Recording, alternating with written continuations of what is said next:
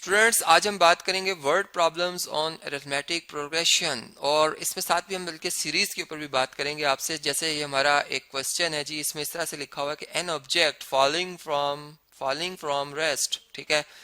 falls 9 meter during the first second, 27 meter during the second next मतलब जो है second, 45 meter during the third second and so on। अब हमने कुछ answers करने हैं। मतलब पहले इस क्वेश्चन की स्टेटमेंट व्यवस्था से समझा देता हूँ कि फर्ज करें कि ये एक हमारे पास बहुत ऊंची एक पीक है, ठीक है, कोई हाइट है, ठीक है, यहाँ पर बल्कि इस तरह से बना लेते हैं, ये कोई पीक है, ठीक है, और यहाँ से कोई ये ऑब्जेक्ट जो है वो गिर रहा है, जमीन की तरफ गिर रहा है, ठीक है, ड्यू टू हमें पता है कि ग्रेविटेशनल जो है फोर्स अप्लाई हो रही होती है और वो हर ऑब्जेक्ट को अपनी तरफ खींच रही होती है। ग्राउंड है हमारा, फर्ज कर लें, ठीक है। अब ये ऑब्जेक्ट ए पहले सेकंड में जो उन्होंने बात की, पहले सेकंड में जो इसने डिस्टेंस कवर किया वो 9 मीटर का किया, ठीक है, मैं इसको ग्रीन कलर में शो कर रहा हूँ। फिर अगला जो एक सेकंड है उसमें इसने जो डिस्टेंस तय किया है, जमीन की तरफ आया, ये 27 मीटर्स का तय किया, ठीक है। उससे नेक्स्ट जो है वो कितना है जी, 54 मीटर्स का, ठीक है। अब फर्ज करें कि ये यहाँ पर जो मैंने ग्राउंड शो किया, ये ग्राउंड हम इसको यहाँ से रेस कर देते हैं, काफी बुलंदी पर है, ये फर्ज कर लेते हैं, क्योंकि यहाँ पर तो ये फील हो रहा है कि अब ये ग्राउंड तक पहुंच जाएगा, इससे हम नेक्स्ट फिर आगे नहीं बता पाएंगे, मतलब बहुत बुलंदी से गिर रहा है, ठीक है, जमीन की तरफ गिर रहा है ये। और अब इससे जो नेक्स्ट है, अब इससे नेक्स्ट जो है वो कितना फॉल होगा ये हमें नहीं पता, ठीक है, फर्ज करें हमें नहीं पता ये एक तो, और फिर उससे उससे नेक्स्ट सेकंड में कितना और ज्यादा गिरेगा ये भी हमें नहीं पता, ठीक है। तो यहाँ पर बेसिकली वो यहीं तक हमें उन्होंने ये इन्फॉर्मेशन दी है और हमें पूछा ये जा रहा है कि how far will it fall during the 5th second, ठीक है, ये फर्स्ट सेकंड था, ये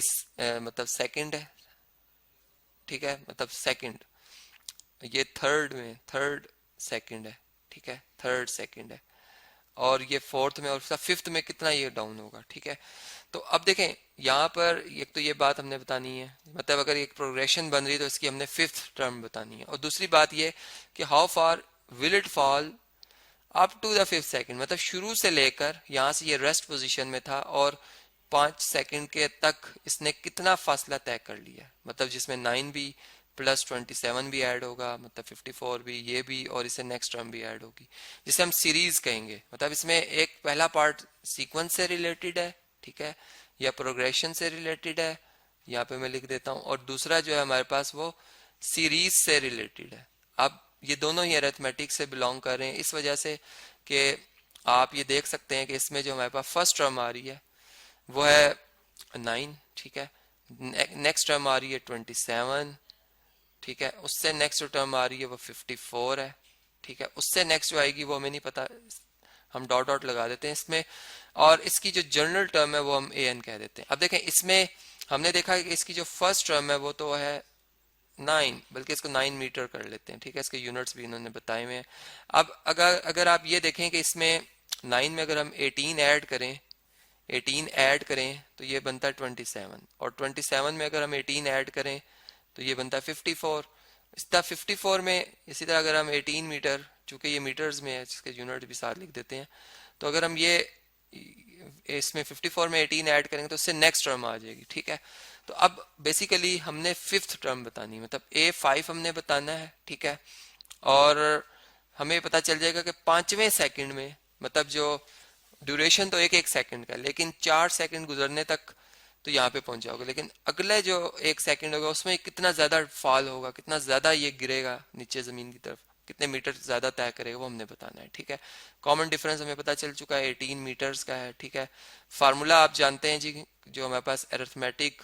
प्रोग्रेशन या सीक्वेंस में जो जनरल टर्म फाइंड करने का फार्मूला होता है, A N is equal to first term A1 plus common difference multiply होता है उस नंबर से जो कि इस टर्म के नंबर से एक पिछला नंबर होता है, मतलब n-1। अब इसमें इन वैल्यूज को अगर हम सब्स्टिट्यूट कर लें, n की जगह 5 लिखें तो A5 जो आ जाएगा, A1 हमारे पास है 9 मीटर, ठीक है, D कॉमन डिफरेंस हमारे पास 18 मीटर है, और n हमारे पास था 5 माइनस 1, ठीक है जी, जो कि 4 बन जाएगा। तो हमारे पास यहाँ पे आएगा 9 meter plus 18 meter multiply by 4, ठीक है। तो इसे अगर हम कैलकुलेट करें तो ये हमारे पास जो नंबर आता है A5 इज इक्वल टू आ जाएगा 9 मीटर प्लस 18 को 4 से मल्टीप्लाई करें, ये आपके पास आता है 72 मीटर्स, ठीक है। तो इनका सम बनता है 81 मीटर। इसका मतलब कि 5वें सेकंड में जो बॉडी गिरेगी, ये जो डिस्टेंस तय करेगी, ठीक है, ये वाला डिस्टेंस पहले की निस्बत एक तो ज्यादा होगा, और कितना होगा जी, इसको मैं ज्यादा शो कर देता हूँ, ये बल्कि यहाँ तक स्क्रीन से बाहर हो गया, ये होगा जी 81 मीटर, ठीक है, जो कि काफी ज्यादा है, पहले की निस्बत बहुत ज्यादा है। और अब हमने ये बताना है क्वेश्चन नंबर, अगर आप इसमें देखें इसका पार्ट 2 जो है, मतलब पहले का आंसर मैंने बता दिया आपको 81 मीटर है, ठीक है। अब हमने जो दूसरा पार्ट है इसका आंसर करना है कि टोटल जो है शुरू से लेकर, मतलब ए पोजीशन से लेकर 5 सेकंड गुजरने तक ये किस पोजीशन पे आ चुका होगा, ये इस बी पोजीशन तक आ चुका होगा, ठीक है। तो हमने बताना है टोटल इसने कितना फासला तय, मतलब सीरीज का सम बताना है, जिसमें कि इसकी first term, second term, third term, fourth term, fifth term, तमाम का सम होगा, ठीक है। तो यहाँ पर फिर हम यूं लिखेंगे कि हमने बेसिकली यहाँ पर S5 फाइंड करना है, ठीक है,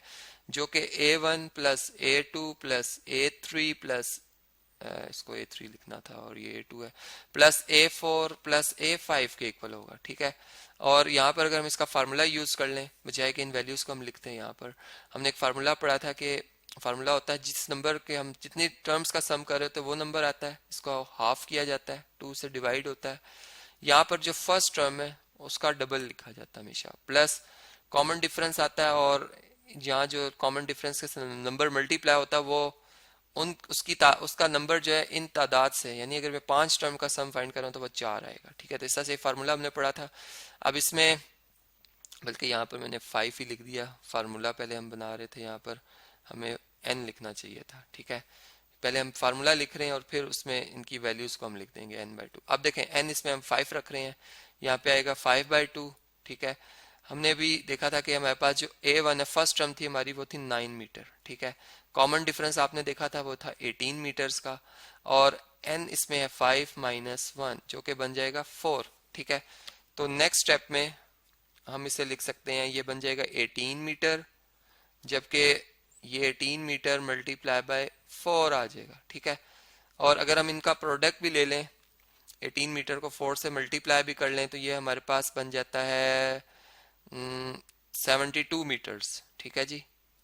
18 4 से मल्टीप्लाई करें 72 आता है।